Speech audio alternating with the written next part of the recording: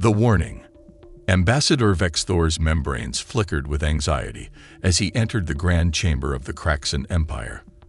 The massive crystalline hall, normally impressive with its towering spires and floating platforms, felt oppressive today. He had to make them listen.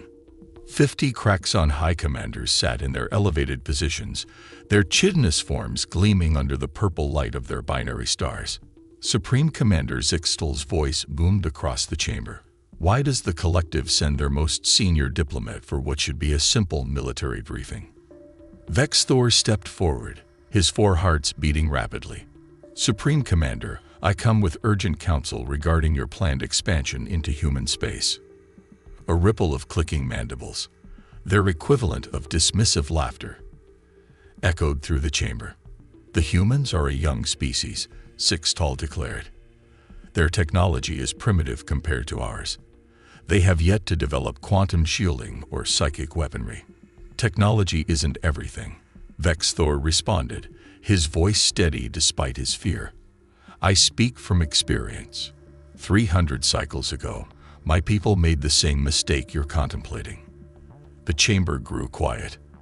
The collective's devastating war with humanity wasn't common knowledge, but the Kraxan leadership had clearance to know its broad strokes. We thought as you did, Vexthor continued. We saw their wooden ships, their basic fusion drives, their limited neural networks. We calculated a swift victory, but we didn't understand something fundamental about their species. He activated a holographic display, showing images from human historical archives. Humans have a unique relationship with their young. Unlike our species, where offspring are numerous and naturally expendable, humans invest extraordinary resources in each child. They build entire societal structures around protecting them. Their neural patterns show extreme responses to threats against their young. Supreme Commander Zixtal leaned forward. You suggest we avoid their colony worlds. I implore you to avoid this war entirely, Vexthor replied. But if you proceed, understand this. The moment you threaten their children, you will face something beyond conventional warfare. You will awaken what they call protective instinct, but that phrase doesn't capture its true horror. He displayed another hologram, this one showing the ruins of his people's once mighty military installation on Proxima VI. This was our strongest fortress world. When our forces took human children as hostages, thinking it would force a surrender, his voice cracked. The humans didn't negotiate. They didn't retreat. Within one planetary rotation, this was all that remained. The chamber erupted in arguments, some commanders clicking in disbelief, others demanding tactical details. Vexthor waited for the noise to subside. You think you understand warfare, he continued.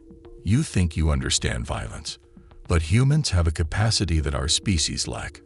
When their young are threatened, they transcend normal behavioral patterns. They ignore self-preservation. They disregard tactical doctrine. Every human, warrior or not, becomes a potential weapon. He approached Zixtal's platform, a breach of protocol that caused guards to raise their weapons. Supreme Commander, your invasion plan assumes human commanders will follow strategic logic, that their civilians will flee, that their military will protect valuable assets. But if you harm their children, none of that will apply.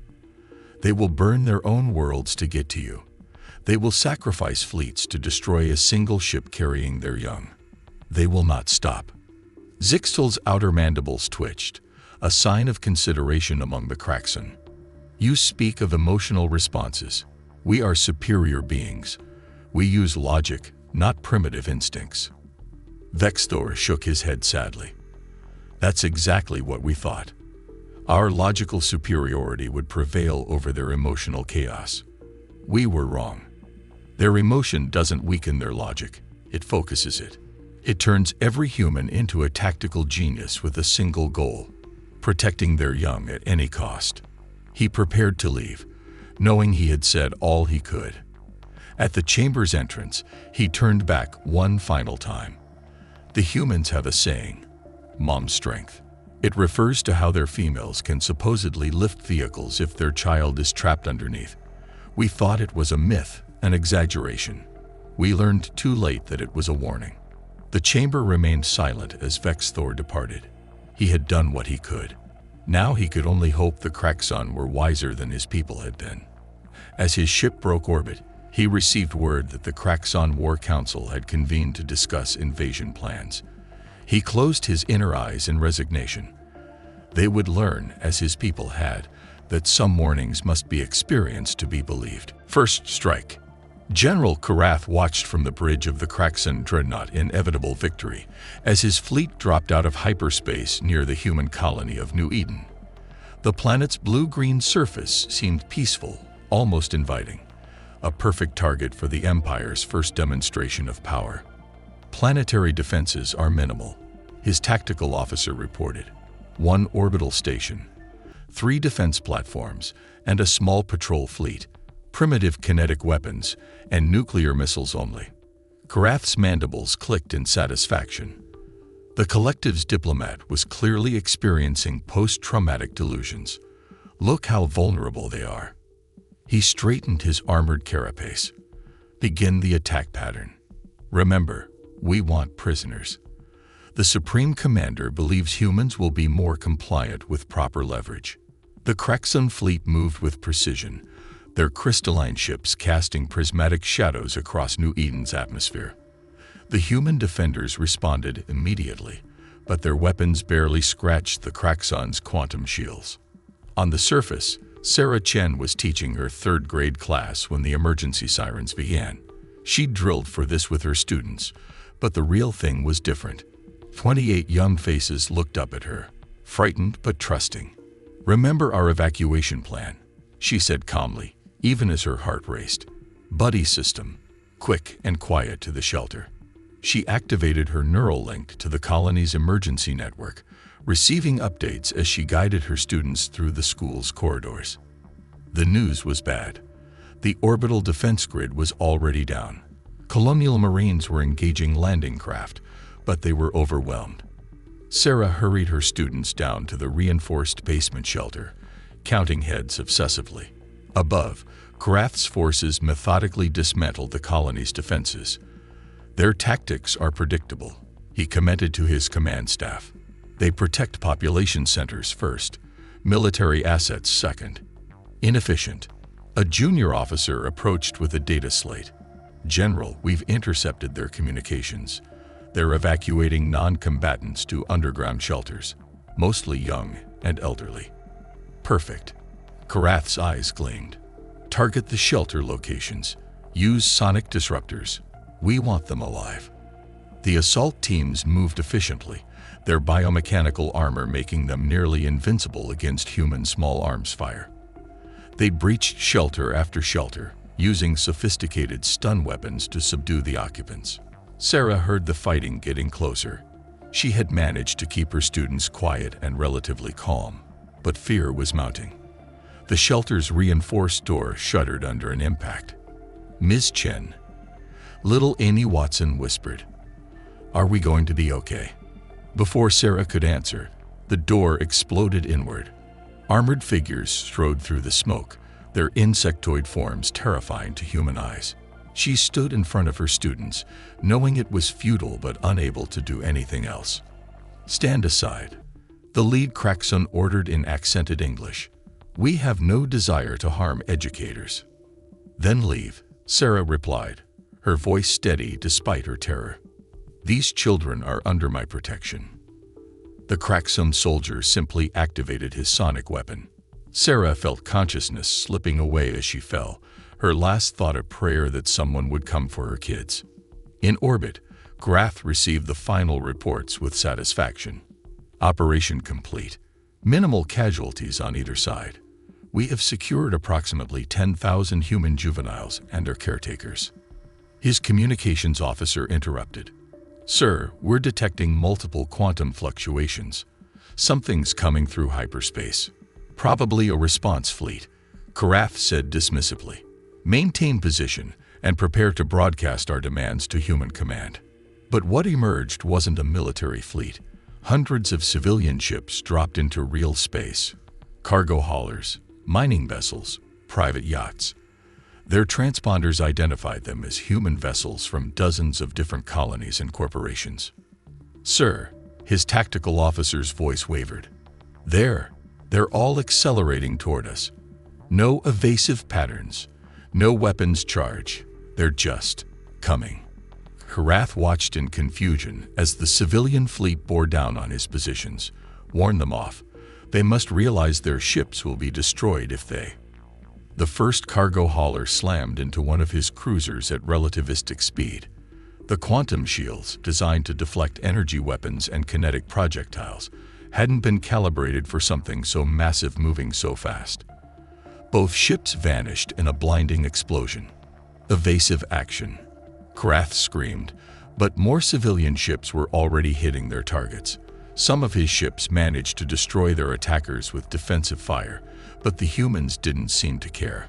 For every ship they lost, another took its place. His tactical officer's voice was filled with incomprehension. "Sir, we're detecting more quantum signatures, thousands of them. And, sir, we're receiving a transmission from human command." The message was short: "Give us back our children." Karath felt something he'd never experienced before: real fear. As his sensors showed more ships arriving, he remembered the collective diplomat's warning. They will sacrifice fleets to destroy a single ship carrying their young. He had believed he was launching a simple military operation. Instead, he had just started something that would reshape galactic history. On the planet below, Sarah Chen awoke in a Kraxon holding cell, surrounded by her unconscious students. She had no way of knowing that at that very moment, every human adult in settled space was preparing for war. Parents, teachers, caregivers, all with a single purpose that would soon make the Kraxon Empire understand exactly what they had provoked. Admiral Helena Reyes stood before the United Earth Council, her uniform crisp despite 3 days without sleep. The chamber was packed, not just with politicians, but with military leaders, corporate executives, and colonial representatives. Even the usually fractious Martian Independence Party had sent delegates. "The Kraxon Empire has taken 10,427 children," she began, her voice carrying across the silent chamber, "along with 892 teachers, caretakers, and medical personnel. Our initial response has cost them 12 capital ships, but they've retreated to fortified positions with their hostages." The holoscreen behind her displayed the Kraxon defensive formations. "They expect us to negotiate. They believe they understand human nature." She paused, looking across the assembled leaders. "They don't." In the third row, James Chen, Sarah's husband and one of Earth's leading quantum physicists, gripped his armrests until his knuckles turned white. Around him sat parents, grandparents, and siblings of the taken, all called to this emergency session. "I'm not here to ask for authorization for military action," Admiral Rice continued. "I'm here to present humanity's response plan. Operation Maternal Rage is already underway." The holoscreen shifted to show industrial complexes across human space. Every shipyard, every factory, every research lab is being converted for war production. The corporate council has already signed over control of their facilities. The Martian Independence Fleet has pledged their ships. Even the Deep Space Mining Consortium is retrofitting their entire fleet. In orbit around Mars, that retrofitting was already visible. Massive mining vessels, designed to crack asteroids, were being fitted with military-grade shields and improvised weapons. Their cargo holds, normally filled with ore, were being converted into troop carriers. "The Kraxon believe their technology is superior," Rice continued. "And by conventional metrics, it is. But they've never faced an entire species operating with single-minded purpose." She gestured to James Chen. "Dr. Chen, please update the council on Project Breakthrough." James stood, his voice steady despite his personal stake in the conflict. "We've achieved what the Kraxon thought impossible. By combining our understanding of quantum mechanics with their captured shield technology, we've developed a way to bypass their defenses. Every ship in the human fleet will be upgraded within 72 hours. In laboratories across human space, scientists and engineers worked around the clock. Many had children of their own. All of them understood the stakes. The council chamber's doors opened, and a figure walked in that made even Admiral Reyes straighten. Catherine Walsh, age 71. Retired Special Forces operator and current director of the Terran Special Operations Command. Her presence hadn't been on the agenda. Director Walsh. Council President Rodriguez acknowledged. "We didn't expect you." "Because officially, I'm not here," Walsh replied, her gray hair and grandmotherly appearance belying her legendary status. "And officially, the mission I'm about to describe doesn't exist." The holoscreen changed again, showing detailed scans of Craxon Fortress worlds. "While they focus on our fleet movements, special operations teams are already infiltrating their territory. My operators have one objective: locate and protect our children. When the main assault begins, they'll ensure no hostage is harmed in retaliation." In deep space, those teams were already moving. Stealth ships, carrying the most elite soldiers humanity had ever produced, slipped through Craxon detection grids. Many of the operators were parents themselves, their determination sharpened by personal understanding of what was at stake. "The Craxon believe they can use our children as shields," Walsh continued, her voice carrying the weight of absolute conviction. "They believe this makes them safe. They're about to learn what happens when you threaten a Special Forces operator's grandchildren." Back in the holding cells on New Eden, Sarah Chen had organized the teachers and children into shifts, maintaining routines to keep panic at bay. Their Craxon guards watched with a mixture of curiosity and confusion as she led her students through lessons, songs, and quiet games. One guard, younger than the others, finally asked her, "Why maintain education in captivity?" Sarah looked at him steadily. "Because these children need to understand that their world hasn't ended. That adults they trust are still in control. That help is coming." She turned back to her students, her voice carrying clearly to the guard. "And help is coming. Never doubt that." In orbit, the Craxon commanders were beginning to realize something was wrong. Their long-range sensors detected unusual activity throughout human space. Every ship's signature they could detect was moving with clear purpose. Industrial output had increased by 300% across all human territories. On their command bridges, Craxon officers watched with growing unease as civilian vessels were rebuilt into weapons of war. Mining lasers became capital ship cannons. Cargo haulers became troop transports. Every private vessel with faster-than-light capability was being integrated into what was becoming the largest fleet ever assembled in known space. Admiral Reyes concluded her presentation to the Council with a single stark image: the full deployment plan for Operation Maternal Rage. The Craxon violated something sacred. They believed they could use our greatest vulnerability as leverage. Instead, they've awakened our greatest strength.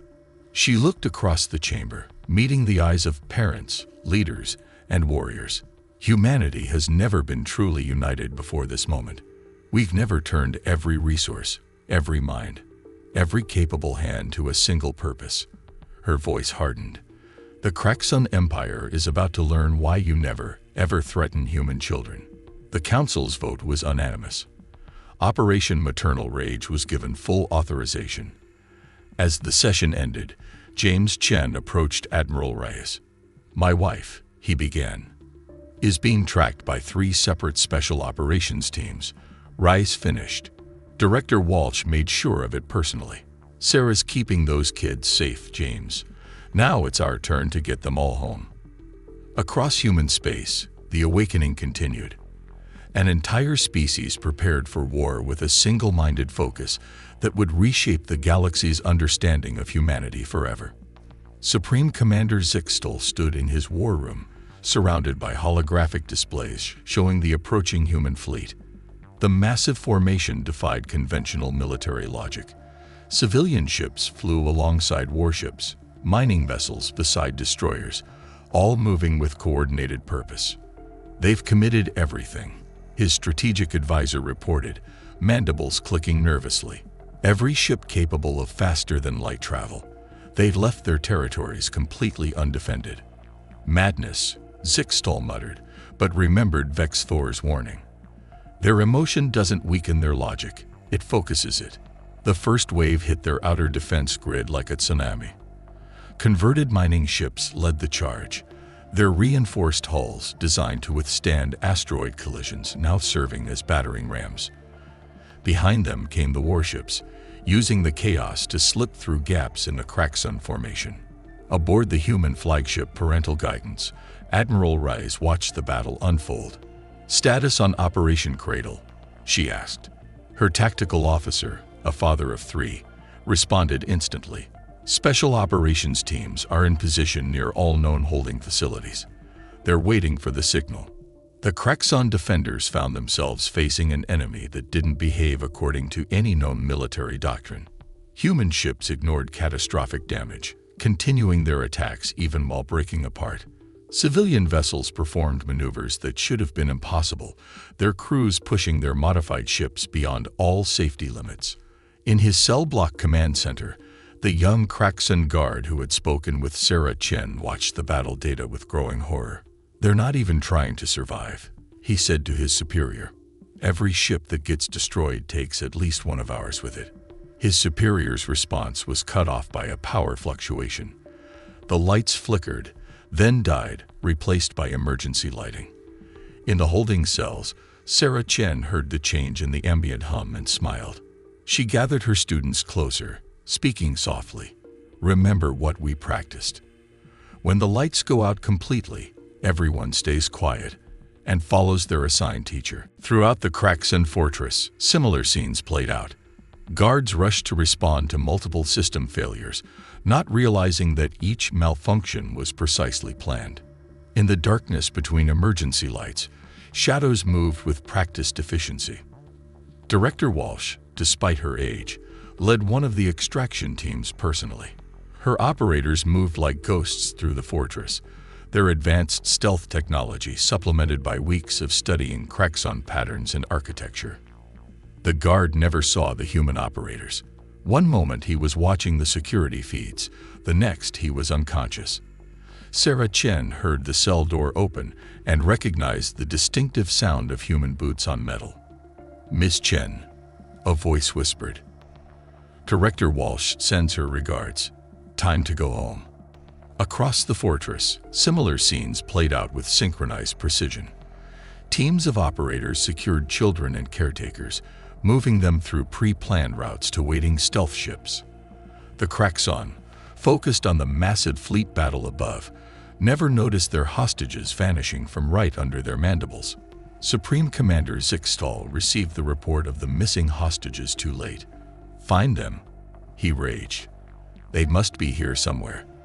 There are only leverage. But leverage was no longer relevant.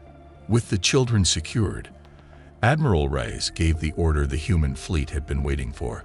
"Operation Consequence is now active. Show them what happens when you threaten our children." The human fleet's formation changed. Ships that had been holding back surged forward, revealing weapons that shouldn't have existed. James Chen's breakthrough had done more than just counter Craxon shields. It had turned their own technology against them. Quantum fields collapsed. Defensive lines shattered. The full fury of a unified humanity crashed into the Craxon Empire like an avalanche, unstoppable and absolute. In his war room, Zixtal watched his empire crumble. Fortress worlds fell one after another. The humans weren't just winning. They were systematically dismantling everything the Craxon had built. Each world that had held human children received special attention, its military infrastructure not just destroyed but erased. "We must surrender," his advisors pleaded, "before they eliminate our species entirely." But Zixtal knew surrender might not be enough. He remembered Vex Thor's words, "They will not stop." On the Parental Guidance, Sarah Chen and her students were reunited with their families. James held his wife tightly as their students were embraced by crying parents. Similar scenes played out across the fleet as rescue ships returned with their precious cargo. Admiral Rice watched the reunions on her screens, but her expression remained stern. The rescue was complete, but humanity's message to the galaxy wasn't finished yet. The Craxon Empire needed to become an example, a warning to any species that might consider similar actions in the future. "Continue the advance," she ordered. "Let's make sure this never happens again." The human fleet pressed forward, its purpose now transformed from rescue to retribution. The galaxy was about to learn a lesson it would never forget. 5 years after the Craxon War, the Galactic Council convened for a historic session. The massive chamber, usually segregated by species, showed a new seating arrangement. Former enemies sat together, their differences diminished by a shared understanding of how the galaxy had changed. Ambassador Vexthor, now serving as chief mediator for interspecies relations, stood at the podium. Before him sat representatives from every spacefaring civilization, including the drastically reformed Craxon Protectorate. Their once mighty empire now existed under human oversight, their military disbanded, their society restructured. "We gather today to ratify the Children's Protection Accord," Vexthor began. "A document that will ensure the events of the Craxon War never repeat themselves." In the human section, Sarah Chen sat beside Admiral Reyes, both now serving on the Interspecies Education Committee. The past 5 years had transformed Sarah from a colonial teacher into one of humanity's most important cultural ambassadors, helping other species understand the human concept of childhood. "The Accord establishes universal protocols," Vexthor continued. "No species, regardless of their own reproductive methods, may target, threaten, or endanger the young of any other species. The consequences," he paused, mandibles flickering. "The consequences have been demonstrated." The chamber's displays showed images of the former Craxon Empire.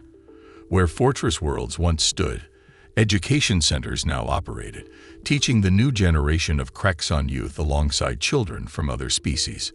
The program had been Sarah's idea: integration and understanding starting with the youngest. Karath, the former general who had led the initial attack on New Eden, now worked as an instructor in one of these centers. His punishment, decided by a human tribunal, had been to understand what he had nearly destroyed. Years of working with children from various species had transformed him more effectively than any prison could have. "But this accord is more than just a law," Vexthor continued. "It represents an evolutionary step for our galactic community. We are learning from humanity that the protection of the young is not a weakness to be exploited, but a strength to be embraced." In orbit above New Eden, now a thriving multi-species colony, the maternal guidance had been converted into a museum. Its weapons replaced with educational exhibits, it served as both a reminder and a warning. School groups from across the galaxy toured its halls, learning about the war that had changed everything. Director Walsh, now in her late 70s, still conducted training sessions for the newly formed Galactic Youth Protection Force. "The best victory," she would tell her multi-species classes, "is the one that prevents the next war." The human response to the Craxon aggression was not just about revenge.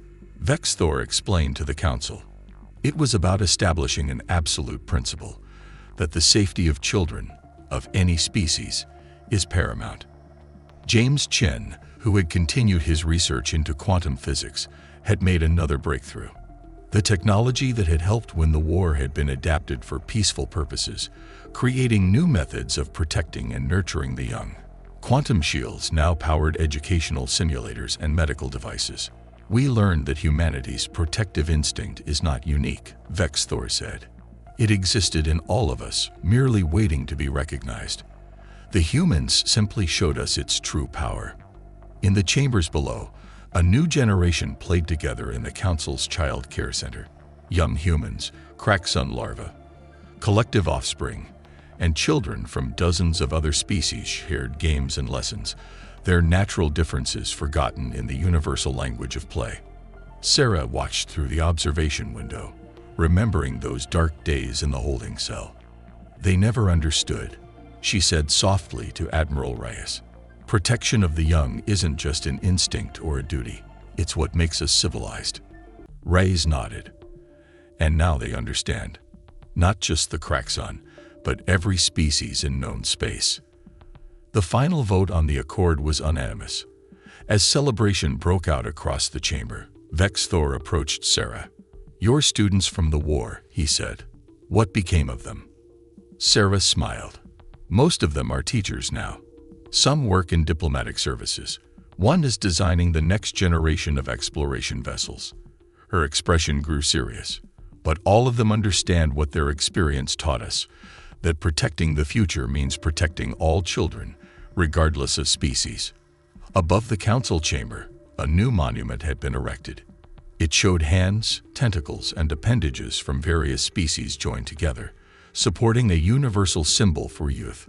Below it, inscribed in every known language, were the words that had reshaped galactic society.